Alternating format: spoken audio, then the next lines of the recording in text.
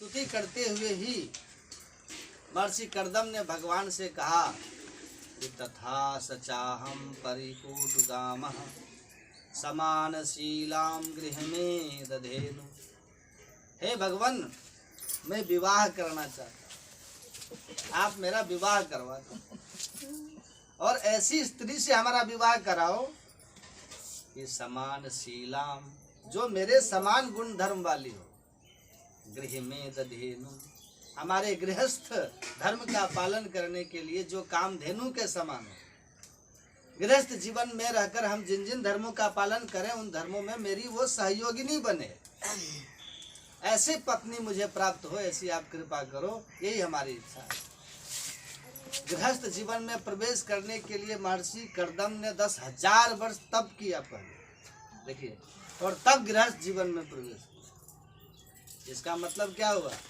बोले इसका मतलब यही है कि गृहस्थ जीवन में प्रवेश करने के पहले जिसके जीवन में तपस्या होगी उसका गृहस्थ जीवन पवित्र और मंगलमय हो। और गृहस्थ जीवन में प्रवेश करने के पहले ही जो संसार के समस्त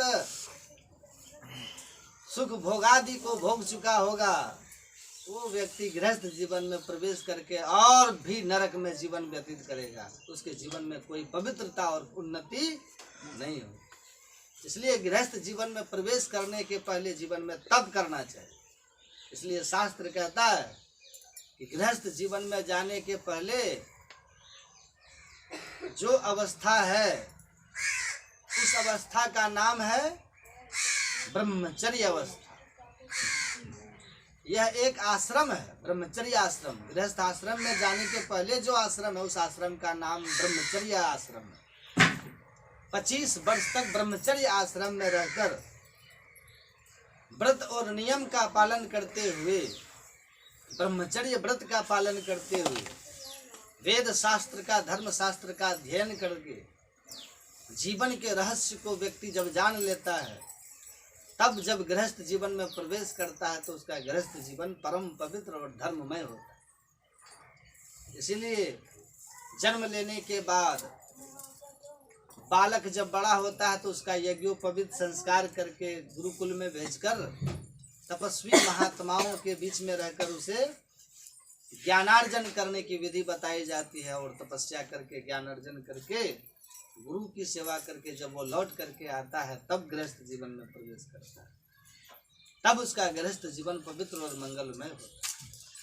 प्रथम अवस्था में वो विद्या का अर्जन करे और एक क्रम है, प्रथम अवस्था में विद्या का अर्जन करना चाहिए। दूसरी अवस्था में, बोले दूसरी अवस्था में धनार्जन करना चाहिए, सुनिएगा। और तीसरी अवस्था में धर्मार्जन करना चाहिए।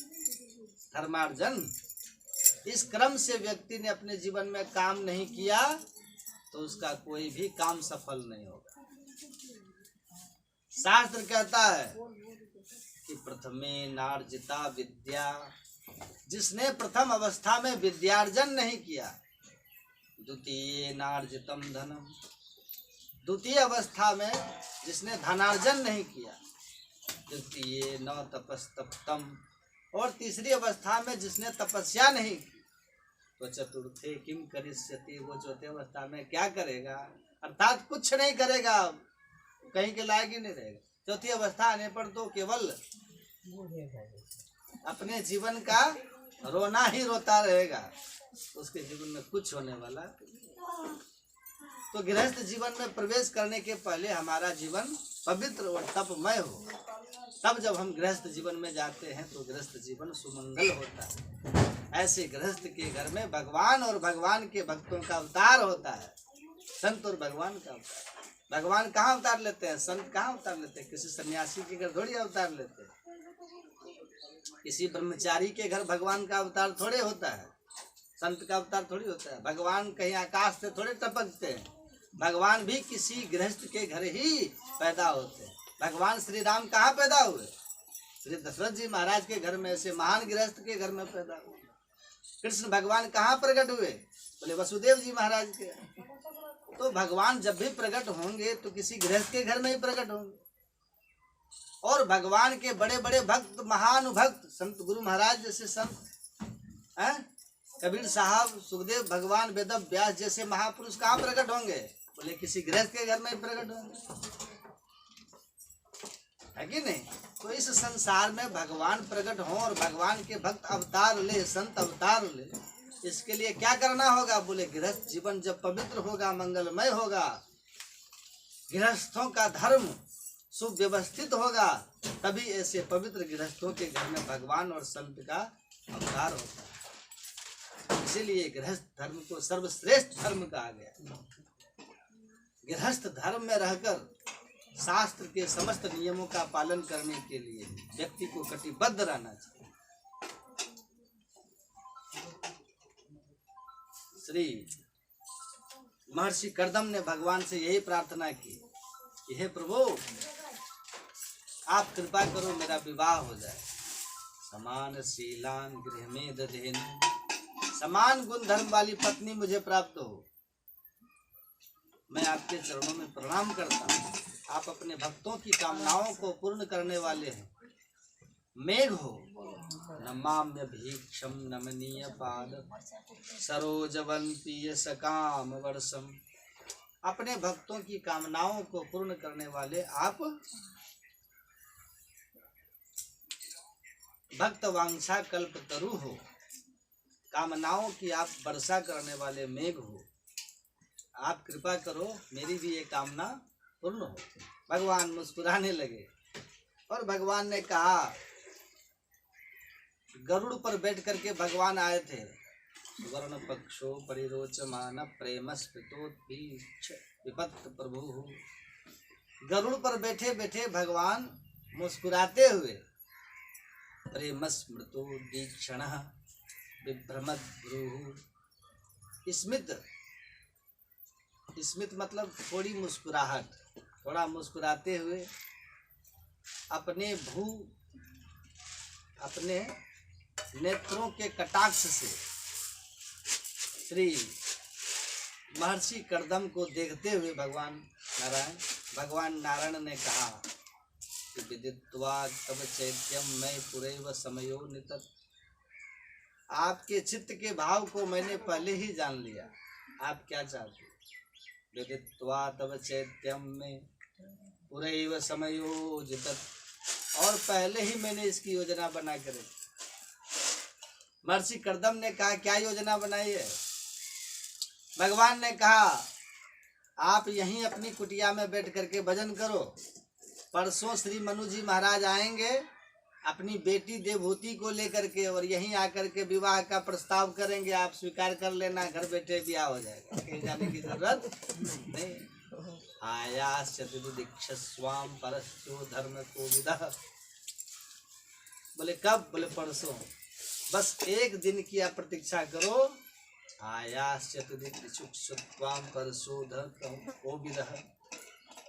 परसों श्री मनु जी महाराज अपनी बेटी देवभूति को लेकर के आएंगे और विवाह का प्रस्ताव करेंगे। आप स्वीकार कर लेंगे, और विवाह करने के बाद आपको 9 कन्याओं की प्राप्ति होगी, 9 बेटियां होगी आपको। 9 बेटियों के बाद पुत्र की प्राप्ति होगी, और वो पुत्र कोई और नहीं होगा, मैं ही आपका पुत्र बन करके आऊंगा। तब क्षेत्रे देवभूत्याम प्रणय संगीताम। आपके पुत्र के रूप में आकर के मैं सांख्य शास्त्र का प्रणयन करूंगा। आप यहीं पर प्रतीक्षा करें। श्री मनु जी महाराज अपनी बेटी को लेकर के आएंगे और वो विवाह का प्रस्ताव करेंगे। आप स्वीकार कर लो। ये सब कह करके बता करके भगवान अंतर्धान हो गए। महर्षि कर्दम अपनी कुटिया में ही प्रतीक्षा करते रहे। एक दिन बीता। दूसरे दिन श्री मनु जी महाराज अपनी बेटी देवभूति को लेकर अपनी पत्नी शतरूपा के साथ महर्षि कर्दम के आश्रम में आए और कर्दम की पूजा की, वंदन किया और कहा, हे मुनिवर, मैं अपनी बेटी देवभूति का आपको कन्या दान करना चाहता हूँ, आप इसे स्वीकार करो, क्योंकि मेरी बेटी देवर्षि नारद के द्वारा आपके गुणों को सुन करके आपको अपना पति मान लिया है। आप मेरी कन्या का वर्ण कर ले, मेरी कन्या को स्वीकार कर ले, आप इसका तिरस्कार न करें। संसार की कोई वस्तु, संसार की कोई कामनाएं स्वयं उद्युक्त होकर के अगर प्राप्त हो रही है तो उसका तिरस्कार नहीं करना चाहिए। मनु जी महाराज कहते हैं उच्चतस्य ही कामस्य प्रतिवादो न सस्यते, स्वयं उद्युक्त होकर के जो वस्तु प्राप्त हो रही है उसकी प्रतिवाद नहीं करना चाहिए, उसका तिरस्कार नहीं करना चाहिए। अपि निर्मुक्त संगस्य कामरक्तस्य किं पुनः, अगर वो युक्त है, उसे वस्तु की आवश्यकता नहीं है, लेकिन फिर भी उसे त्याग नहीं करना चाहिए। काम रक्त से पुनः, और उसके अंदर उस वस्तु की कामना पहले से ही विद्यमान है तो फिर क्या बात है, फिर तो उसके अनुकूल ही कार्य होगा। ये सब बातें कह करके मनु जी महाराज ने कर्दम महर्षि को आश्वस्त किया और अपनी बेटी देवहूति का कन्यादान कर दिया। कन्यादान स्वीकार करके महर्षि कर्दम ने देवहूति के साथ पानी ग्रहण किया, विवाह किया। फिर तो श्री मनु जी महाराज अपनी पत्नी शत्रुपा को लेकर वहां से विदा हो गए, बेटी को कर्दम जी के आश्रम में छोड़ दिया। मनु जी महाराज की बेटी देवहूति कर्दम महर्षि के आश्रम में रहने लगी और अपने पति की सेवा करने लगी। श्री मैत्रेय जी महाराज कहते हैं विदुर पितृभ्याम प्रस्थिते साध्वी पत्नीं कोविदाम, पितृभ्याम प्रस्थिते साध्वी, माता पिता के चले जाने के बाद साध्वी देवहूति अपने पति महर्षि कर्दम की सेवा करने लगी। किस प्रकार से सेवा करती है? मैत्रेय जी महाराज कहते हैं कि पत्नी कोविदाम, अपने पति के इशारे को समझकर, उनके मनोभाव को समझकर, बिना कहे उनके मन के अनुकूल, उनकी इच्छा के अनुकूल सारा कार्य करने लगी, उनकी सेवा करने लगी। नित्यम प्रिया भवानी व भवम प्रभु, जिस प्रकार से भवानी भगवान शंकर की सेवा करती है उसी प्रकार देवहूति महर्षि कर्दम की सेवा करने लगी। यहाँ पर श्री वेदव्यास जी महाराज लिखते हैं कि पितृभ्याम प्रस्थिते साध्वी प्रतिविदा, देवहूति को साध्वी का, ये देवहूति कौन है? साध्वी है। साध्वी किसे कहते हैं? बोले साध्वी उस स्त्री को कहते हैं जो स्त्री पतिव्रता हो और अपने पति की सेवा करती हो, पति के चरणों में रहती हो, उस स्त्री को साध्वी कहते हैं। आजकल तो साध्वी का मतलब लोग समझते हैं कि जो घर छोड़ करके लाल पीला कपड़ा पहन करके सन्यासिनी बन करके डोलती है उसको लोग साध्वी कहते हैं। लेकिन साध्वी उस स्त्री को कहा जाता है जो पति परायणा होकर पति के चरणों में रहकर सेवा करती है। पितृभ्याम प्रस्थिते साध्वी पतिं कोविदा,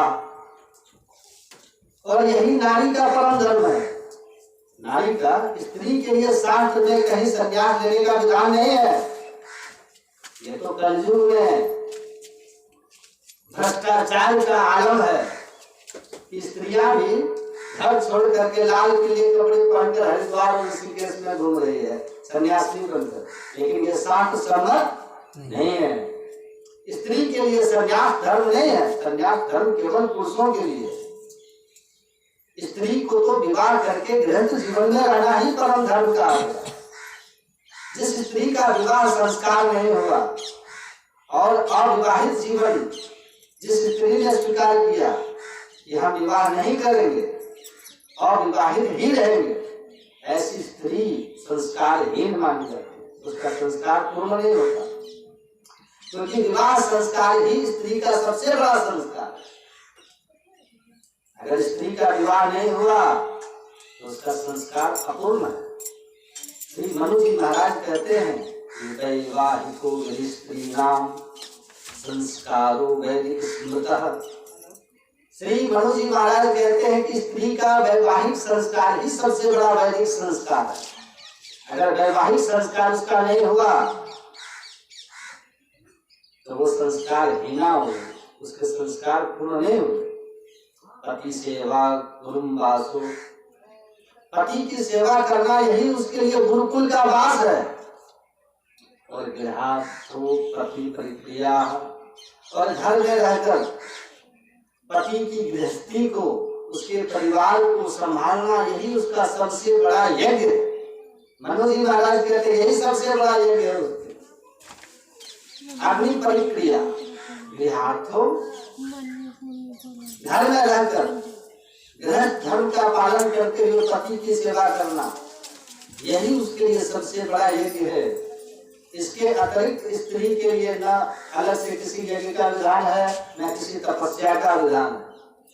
आगे श्री मनोज जी महाराज कहते हैं कि नास्ति स्त्री नाम पृथक यज्ञो, स्त्री के लिए अलग से किसी यज्ञ का विधान नहीं है। पति यज्ञ करे तो उसी के साथ वो भी बगल में बैठ जाए, संपूर्ण उसको मिल जाएगा फल, अलग से कुछ करने की जरूरत नहीं। नास्ति स्त्री नाम पृथक यज्ञो नव व्रताम, स्त्री के लिए अलग से कोई व्रत भी नहीं है। हाँ, उसका तो एक ही व्रत है। बोले कौन सा व्रत? बोले जिसका नाम है पाति व्रत, उस व्रत का ही वो पालन करे, उससे बड़ा कोई व्रत ही नहीं है। ये सब मनु जी के वाक्य है, मेरे नहीं। महान धर्मशास्त्र मनुस्मृति, जिस मनुस्मृति के आधार पर ही सनातन धर्म के सारे निर्णय लिए जाते हैं, वे श्री मनु जी महाराज कह रहे हैं कि नास्ति स्त्री नाम पृथक यज्ञो, स्त्री के लिए पृथक कोई यज्ञ नहीं है। ना व्रतम नाप्य पोषणम, स्त्री के लिए अलग से किसी उपवास का भी विधान नहीं है। उसका तो एक ही धर्म है। क्या क्या धर्म है? बोले देवहूति की बेटी जो अनुसुईया है वो बता रही है। किसको बता रही है? बोले सीता जी को बता रही है। एक ही धर्म एक व्रत में माँ, काय वचन मन पति पद सेवा, काय वचन मन पति पद सेवा। कौन बता रही है? सती अनुसुईया। किनको बता रही है? सीता, माता सीता को। उसके लिए एक ही धर्म है, एक ही व्रत है, काय वचन मन पति पद प्रेमा। श्री सीता जी जब अत्रि मुनि के आश्रम में पहुंची है तो अत्रि मुनि की पत्नी अनुसुईया ने सीता जी को नारी धर्म का उपदेश किया। वहाँ अनुसुईया जी यही कहते हैं कि एक ही धर्म एक व्रत नियमा, स्त्री के लिए एक ही धर्म है, एक ही व्रत है, एक ही नियम है। क्या? बोले काय वचन मन पति पद प्रेमा, मन वचन कर्म से पति के चरणों में समर्पित रहना, ये उसका सबसे बड़ा कर्तव्य। ये पूरी पंक्ति क्या है? श्री मनु जी महाराज क्यों जो कहते उसी का अनुवाद है। नास्ति स्त्री नाम पृथक यज्ञो न पृथक नाम पोषणम शुश्रूषेत हरकारम। ये मनु जी ने जो कहा उसी वाक्य का गोस्वामी तुलसीदास जी ने अक्षरशः पालन किया, निरूपण किया। और ये अनुसुईया जी कौन है?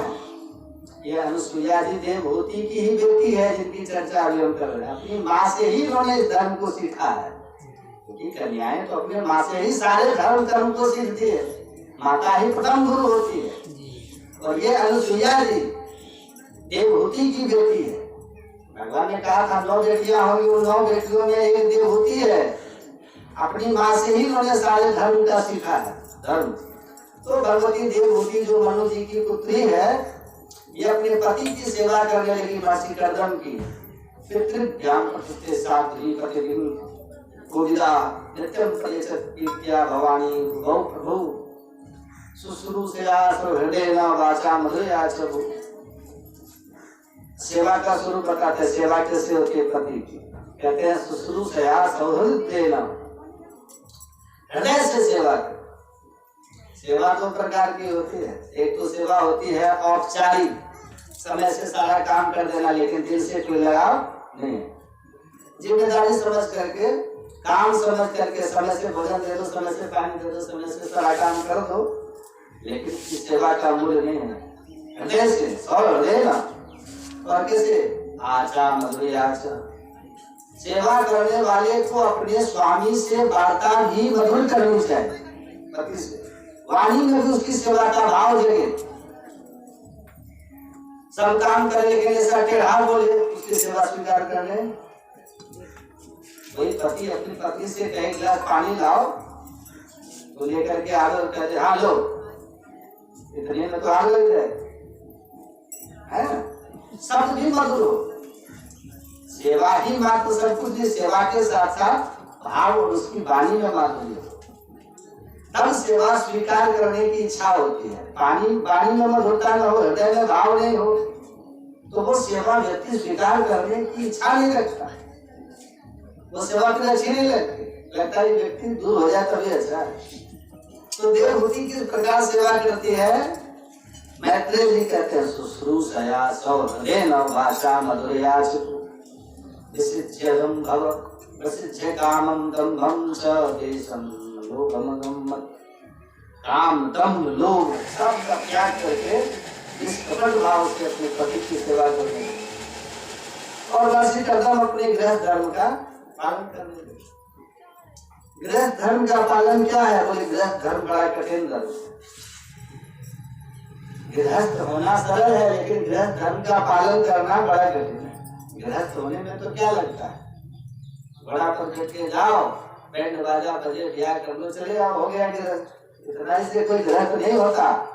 गृहस्थ होने का मतलब है कि शास्त्र में विवाह के पश्चात जिन जिन धर्मों के पालन के लिए निर्देश किया गया, उन सारे धर्मों का हम अपने जीवन में पालन करें। उपासन होम करें, पंच महायज्ञ करें, अग्निहोत्र करें, पितृ यज्ञ करें, आत्मायन करें, चातुर्मास्य करें, निरूढ़ तस्वंत करें, और जीवन में संभव हो तो सत्संग ध्यान करें, है ना? इस तरह करने से सब गृह धर्म का पालन। मासिक कर्तव्य में विवाह करने के बाद जो सारे धर्मों का पालन किया, नित्य प्रति यज्ञ करते, हवन करते, दर्पण करते, सारे वेद विधान का पालन करते, और अपने उस गृह धर्म के पालन में ही वार्षिक कर्तव्य लगे रहते। फुर्सत ही नहीं मिलती थी, सुबह से शाम तक सारे नियमों का पालन करना, और दिन बीत जाता, सायंकाल फिर विश्राम करके फिर सुबह से उठ करके वही दिनचर्या प्रारंभ हो जाती। कई वर्ष बीत गए। देवहूति सेवा करती गई। देवहूति का शरीर सूख करके एकदम वृद्ध हो गई देवहूति। मासिक कर्दम ने कभी उनको पत्नी की दृष्टि से, भौतिक दृष्टि से, पत्नी की दृष्टि से तो रोज ही देखते थे, क्योंकि यज्ञ में पत्नी की अर्चना आवश्यकता हो। बहुत सारे ऐसे विधान यज्ञ में होते जो पत्नी को ही करना पड़ता है, वो काम पत्नी ही करती है। उन कार्यों के लिए वो बगल में रहती थी देवहूति, लेकिन कभी भी देवहूति को काम और वासना की दृष्टि से मासिक कर्दम में नहीं देखा। एक धर्म में सहयोगी मेरे साथ बस इसी प्रकार से धर्म का कार्य करते थे, उसका जीवन चलता रहा। और अवस्था, बोले देवहूति की अवस्था वृद्धावस्था हो गई। एक दिन मासिक कर्दम ने देवहूति को देखा और कहा, देवी आपने मेरी बहुत सेवा की, तुष्टो हमत्यतव मान विमान लाया, शुश्रूषया परमया परया छिभज्ञा। हे मानवी, मनु की बेटी मानवी, तुम्हारी श्रद्धा से, तुम्हारी शुश्रूषा से मैं प्रसन्न हूँ, वरदान मांगो क्या चाहिए। तो देवहूति ने अपने पति मासिक कर्दम से कहा, यस्ते भ्यदाय समयस्य कृतं संगो भूयात् गरीयस्य पुनः प्रसवः सतीनाम। हे भगवान, आप यही कृपा करो कि मुझे संतान की प्राप्ति हो, पुत्र की प्राप्ति। क्यों पुत्र की प्राप्ति हो? मानो देवहूति कहना चाहती है कि हे भगवान, स्त्री को कभी स्वतंत्र नहीं रहना चाहिए। नहीं, स्त्री ही स्वतंत्र मरती, स्त्री को कभी स्वतंत्र नहीं रहना चाहिए। आज के युग में ये बातें कहना भी बड़ा मुश्किल है, क्यों बोले आज तो स्त्री स्वतंत्रता की बात कही जाती है। नारी सशक्तिकरण जैसे शब्द समाज में आए, लेकिन हम तो यहाँ शास्त्र की व्याख्या कर रहे हैं, इसलिए शास्त्र सम्मत बात कहना मेरा दायित्व है। स्त्री के लिए शास्त्र ने कहा स्त्री को कभी स्वतंत्र नहीं रहना। इसका मतलब ये नहीं है कि स्त्री को रस्सी में बांध करके रखा जाए, घर में बंद करके रखा जाए, ये तात्पर्य नहीं।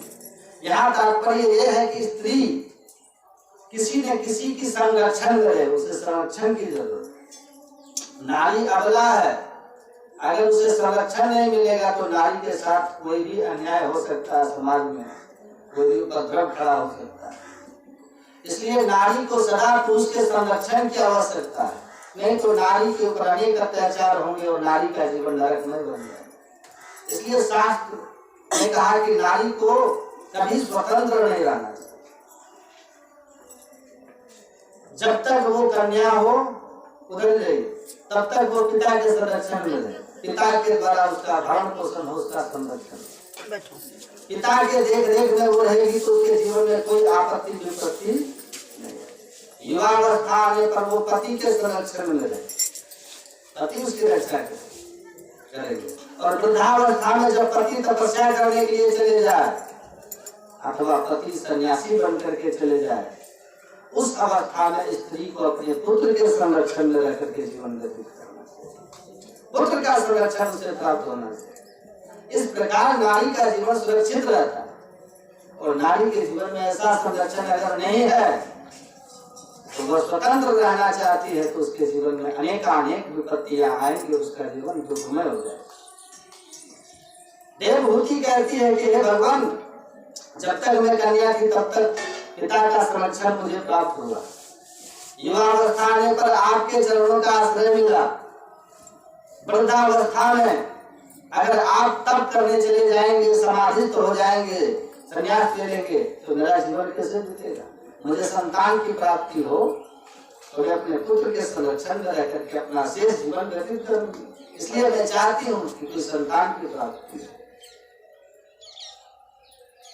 महर्षि कर्दम ने कहा ठीक है देवी। और महर्षि कर्दम ने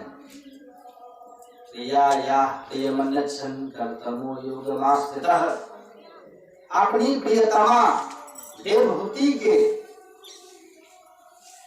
मनोभाव को पूर्ण करने के लिए महर्षि कर्दम ने अपने योग के द्वारा, अपने संकल्प के द्वारा विमान कामगम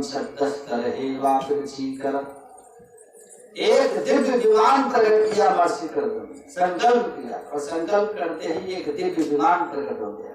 बड़ा विशाल विमान, छोटा मोटा विमान नहीं था। उसी विमान के अंदर झरने, पर्वत, उपवन, महल, सब प्रकार की सुख सुविधाएं उस विमान के अंदर था। और उस विमान में सैकड़ों सेविकाएं थी जो सेवा करने वाली थी।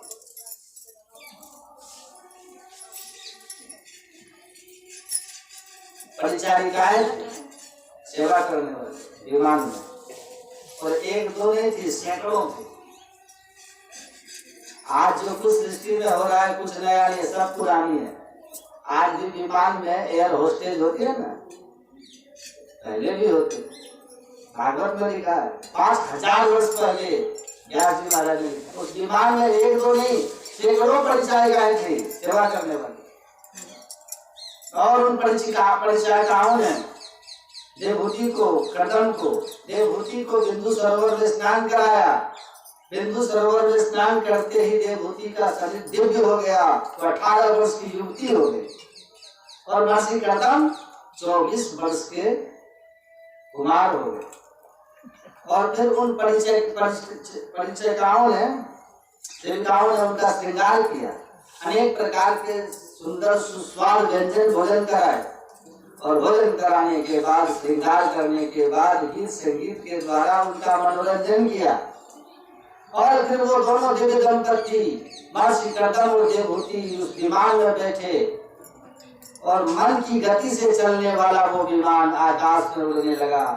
और उसी विमान में बैठे हुए समस्त प्रकार के सुख सुविधाओं का उपभोग करते हुए 100 वर्षों तक महर्षि कर्दम अपनी पत्नी देवहूति के साथ अंतरिक्ष में भ्रमण करते रहे 100 वर्ष। श्री सुखदेव जी महाराज कहते हैं कि सकम व्यतीय सदगत कामलाल सयोर मना। काम सुख की लालसा में 100 वर्षों तक महर्षि कर्दम देवहूति के साथ उस विमान में बैठ करके भ्रमण करते रहे। विमान चलता रहा, ईंधन की कोई जरूरत नहीं, वो तो केवल संकल्प से चलता रहा, ऐसा दिव्य विमान। और उसी काल में देवहूति ने 9 कन्याओं को जन्म दिया, 9 बेटियां उनको। फिर 10वें गर्भ के रूप में स्वयं भगवान नारायण आए, कपिल भगवान। 9 कन्याओं के जन्म के बाद जब गर्भ हुआ तो उस गर्भ में स्वयं भगवान कपिल आए। श्री मैत्रेय जी महाराज कहते हैं, विदुर तस्याम बहुतिथे काले भगवान मधुसूदनः कादम्य वीर्यमापन्नो जज्ञे द्विवदान्हि। बहुत दिन बीतने के बाद महर्षि कर्दम के आश्रय ग्रहण करके स्वयं भगवान नारायण देवहूति के गर्भ में आए। 10 महीना व्यतीत होने पर देवहूति ने सुंदर पुत्र को जन्म दिया, कपिल भगवान का प्रादुर्भाव। बोलो श्री कपिल भगवान की। ये कपिला अवतार है। जिन जिन अवतारों का संक्षेप में वर्णन सूत जी ने संतारी मुनियों को सुनाया था, उन्हीं अवतारों का विशेष वर्णन आगे क्रम से भागवत में चलता है। उन अवतारों का वर्णन, उनकी लीलाओं का वर्णन। कपिल भगवान प्रकट हुए, देवताओं ने पुष्प वृष्टि की जय जयकार किया, और उसी समय कपिल भगवान का दर्शन करने के लिए ब्रह्मा जी महाराज आए। ब्रह्मा जी ने आकर के भगवान कपिल की स्तुति की, दर्शन किया। और ब्रह्मा जी जब आए तो ब्रह्मा जी के साथ उनके सपुत्र आए थे। कौन? बोले कुलह पृथु अंगिरा वशिष्ठ अत्रि, सब ब्रह्मा जी के पुत्र हैं। अथर्वण, ये सब महामहर्षि जो ब्रह्मा जी के पुत्र हैं, ये सब आए। ब्रह्मा जी ने आकर के स्तुति की भगवान। उसी समय महर्षि कर्दम ने कहा कि अब मैं तपस्या करने जाना चाहता हूँ। तो महर्षि कर्दम तपस्या करने, मैं कहा तपस्या करने जाना चाहता हूँ। तो देवहूति ने कहा, महाराज आप तपस्या करने जाओ, मैं आपको रोकूंगी नहीं, लेकिन ये दोनों बेटियां जो घर में बैठी, इनका विवाह कौन करेगा? इनका विवाह कर दो, तब आप जाओ तपस्या करने, आपको नहीं रोकूंगी। अच्छी गृहस्थी छोड़ करके तपस्या करने आप जाओगे तो ये गृहस्थी तो नष्ट हो जाएगी, तपस्या में आपका मन स्थिर नहीं होगा। ये बात अलग है कि उत्कृष्ट वैराग्य हो, उत्कट वैराग्य हो, अत्यंत दृढ़ वैराग्य हो, ऐसी स्थिति में कोई कर्तव्य शेष नहीं बैठता, सब कुछ छोड़ करके चला जाए। सर्वम त्यक्त्वा हरिं भजे, सब कुछ छोड़ के भगवान का भजन करना चाहिए। सिद्धांत यही है, यदि हरे वर्जते तद हरे पर भजे। श्रुति कहती है, वेद कहता है कि अगर उत्कृष्ट वैराग्य है, दृढ़ वैराग्य है, तो सब छोड़ करके जब चाहो तब चले जाओ भजन करने के लिए। कोई किसी के लिए कर्तव्य नहीं है। सबसे बड़ा कर्तव्य जीव का क्या है? भगवान का भजन करना। देह धरे करिए फल भाई, भजिए राम सबका। फिर भी संसार तो व्यवहार से चलता है, संसार का व्यवहार संसार के ढंग से चलता है। महर्षि कर्दम ने कहा, हमको तपस्या करने जाएंगे। देवहूति ने कहा, ये दोनों बेटियां, इसका विवाह कौन करेगा? इनका विवाह कर दो, फिर जाओ तपस्या करो।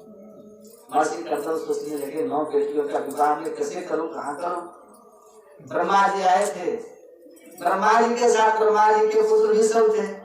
ब्रह्मा जी ने इशारा कर दिया, ब्रह्मा जी ने कहा, कहाँ खोजने जाओगे?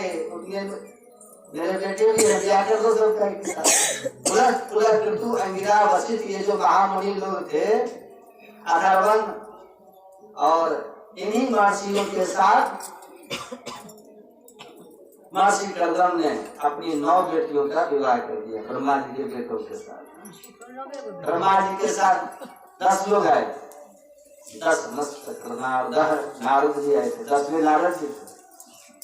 ब्रह्मा जी ने कहा, इन्हीं साथ इनके साथ विवाह कर दो। लेकिन गड़बड़ ये हो गया कि बेटियां 9 थी और ब्रह्मा जी के पुत्र 10 थे, तो बच गए, नारद जी रह गए। इसलिए नारद जी का आज तक दिया नहीं। बाकी माता तो ये 9 कौन है? तो ये मरीचि, कलाम, प्रादात, अनुसुईया, मथात्रेय, महर्षि मरीचि। उनके साथ महर्षि कर्दम ने अपनी बेटी कला का विवाह कर दिया। अनुसुईया, मथात्रेय, मनु जी की, कर्दम जी की जो दूसरी बेटी है उनका नाम अनुसुईया था। उनका विवाह अत्रि महर्षि के साथ कर दिया। श्रद्धा मंगिरा से यच्छत, अंगिरा नाम के जो महर्षि थे उनके साथ श्रद्धा नाम की बेटी का विवाह कर दिया। पुलस्त्यायः विरुभुवन, पुलस्त नाम के जो महर्षि थे उनके साथ हविर्भु नाम की जो कन्या थी उनका विवाह कर दिया। पुलहाय गतिम, गति नाम की जो कन्या थी उसका विवाह पुलह महर्षि के साथ कर दिया। पृथ्वी च क्रियाम सती, क्रिया नाम की जो कन्या थी उसका विवाह क्रतु नाम के महर्षि के साथ कर दिया। ख्यातिं च भृगवे अक्षत, ख्याति नाम की जो कन्या थी उनका विवाह भृगु जी के साथ कर दिया। और शांति नाम की जो कन्या थी उनका विवाह अथर्वण महर्षि के साथ कर दिया। और अरुंधति नाम की जो कन्या थी उनका विवाह वशिष्ठ जी के साथ कर दिया। इस प्रकार से श्री महर्षि कर्दम ने अपनी 9 बेटियों का विवाह ब्रह्मा जी के 9 पुत्रों के साथ कर दिया। नारद जी वशिष्ठ कुमार, उन्हीं महर्षि से जो वंश का विस्तार हुआ उन्हीं से ब्राह्मणों के वंश का विस्तार। ये ब्राह्मणों के जो वंश है ये सब महर्षि कर्दम की बेटी जो ब्याही गई ब्रह्मा जी के पुत्रों के साथ, उनसे जो वंश की वृद्धि हुई, सृष्टि आगे बढ़ी, उसी सृष्टि में ब्राह्मणों के वंश का विस्तार हुआ। और फिर महर्षि कर्दम ने अपने पुत्र कपिल को प्रणाम किया। कपिल भगवान की परिक्रमा की। दक्षिणी कृत्यदम पृथु वन में जगामा, अपने पुत्र कपिल की परिक्रमा करके महर्षि कर्दम तपस्या करने जंगल जाने चले गए। अब शेष चर्चा फिर जहाँ सत्संग होगा वहाँ सुनाएंगे। फिर कपिल भगवान ने माँ से कहा योग आध्यात्मिक पुरुषाम मतो सत्संग होगा। हाँ, कंचन बाबू में अपराह्न काल में सुनाऊंगा। बोलिए प्रेम से बताइए ना उनको, तभी ना हम लोग